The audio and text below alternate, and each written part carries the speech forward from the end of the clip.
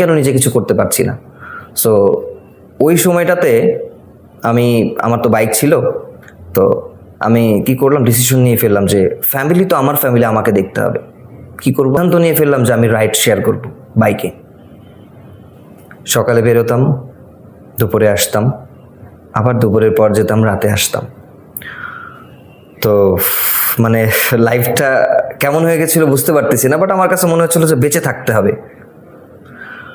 তো ওই সময়টা মানে বুঝতেই পারছেন যে আমার মতো এরকম একটা এডুকেটেড ছেলে বা ফ্যামিলিগত দিক থেকেও যদি বলি যে আলহামদুলিল্লাহ আমাদের সবই আছে, আমি বাবার একটা ছেলে, কিন্তু নিজে কিছু করার জন্য আবার হচ্ছে কিছু শেখার জন্য, লাইফ থেকে কিছু শেখার জন্য আমি মানে এই পথটা বেছে নিই।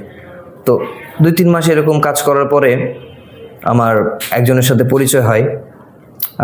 সে আমাকে অফার করে যে আপনি হচ্ছে আমার ইমার্জেন্সি কিছু পার্সেল ডেলিভারি করেন, আপনার এভাবে আর ডেলিভারি করতে হবে না, আপনি ডেইলি আমার ইমার্জেন্সি পার্সেল হলে আপনি পার্সেল ডেলিভারি করলে আপনার হয়ে যাবে।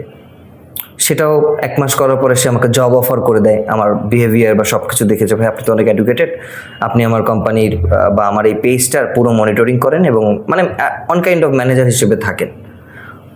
ঠিক আছে, ওকে ফাইন, ওখানেও কাজ করতেছিলাম।